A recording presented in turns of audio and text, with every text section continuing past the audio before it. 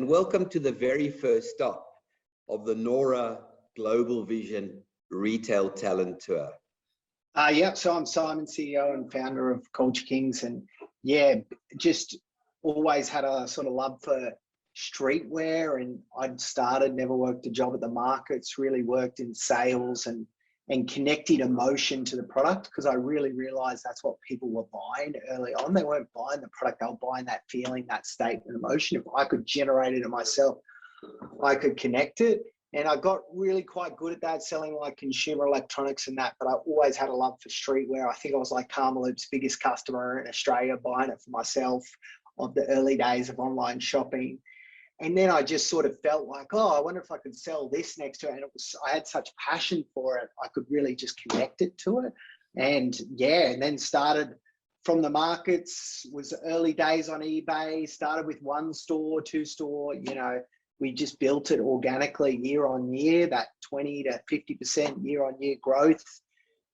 Didn't borrow any money, didn't get any investors, just, you know, we did it slower than what I feel we could have, but in that time we really built the muscle, which is so important, of just that organic sort of growth and battling of the stores and online and the swings between it, right up until we did the deal earlier this year as part of our deal of AKA, and then flipped into the public company AKA, and super exciting, as we always feel we've had this potential to be this really the global leader in streetwear, with these iconic stores around the world that create the feeling, the state, the emotion, and connect to the brand, and then scale it through online, and hopefully keeping our 80% online, 20% retail that we're at sort of now, the sweet spot, I sort of feel. The last time I spent a bit of time with Simon, he coined this wonderful term, which has really stuck with me, that stores are for show, online is for dough. Yeah, I suppose when we really looked into the data over time, it was so the stores of creating this emotional impact, and it was something that we always wanted our stores to be. I just never wanted to be another store in the shopping center. I always saw that as such a broken model from the early days, you know, 10 years ago. I was like, this is so broken to have a store with a crappy little range, one person in there sitting on their phone or staring at the roof.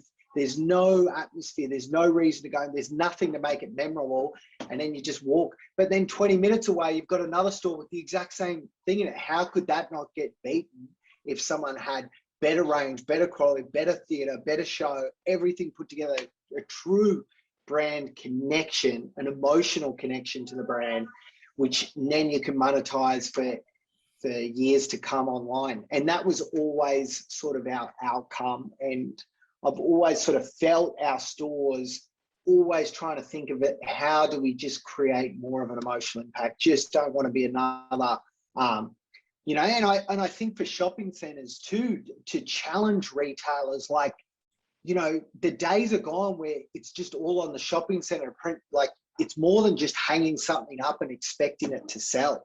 Like, there has to be, everyone has to play this sort of part. And that's why I think a lot of shopping centers would want us, because we don't just sit there and hope customers, we take it on our responsibility to bring them there, to put on the show, to bring them through the door, to make an experience, to make them come back.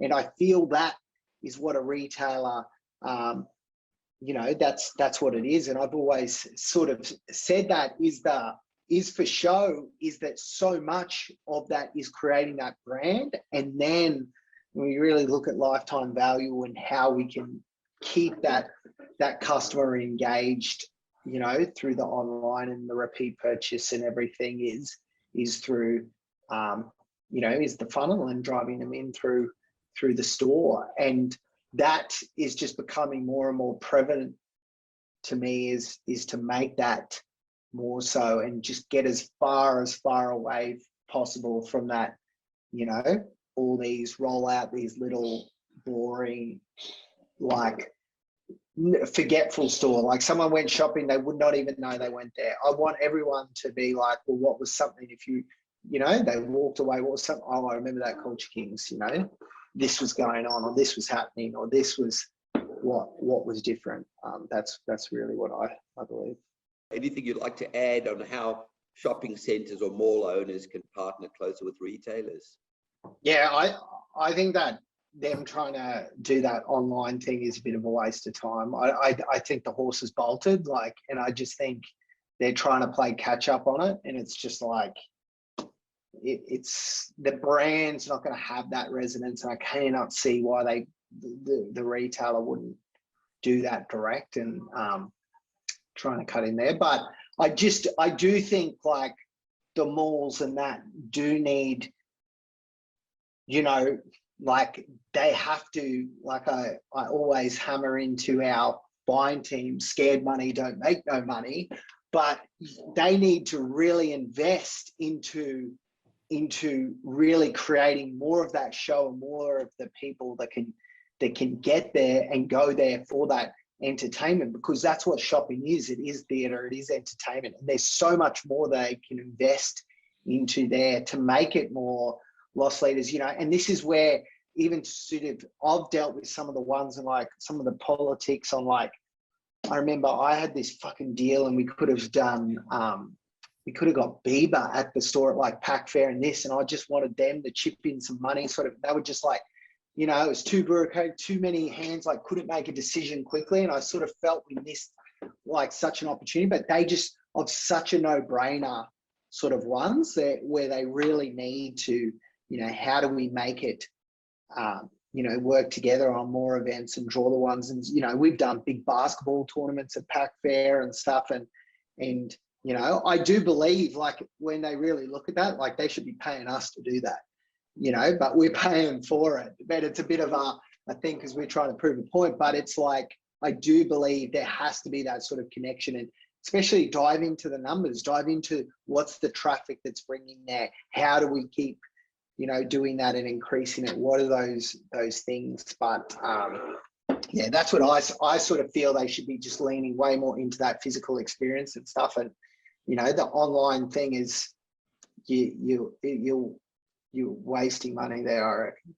Yeah. When will we see the first Culture King store in the US? Yeah, we're definitely going hell for leather. They'll be up next year, maybe even a couple, but yeah, definitely going for the next level of theatre and atmosphere and really, you know, it is awesome. We've got a very substantial online business already into America. So, you know, pretty much beating all our stores in Australia already just for what we're doing in America. Shipping from here, and it takes like 10 days. I can't believe people even wait that long, to tell you the truth. But when you've got unique, different stuff that they can't get somewhere else, you know, that's the thing. So as we roll out, yeah, the stores, and I'm so excited because, you know, it is part of this with AK, we can really take it to the next level, and we've got such the foundation to build on, and we can, you know, we've got the team, we've got everything in place that we can really just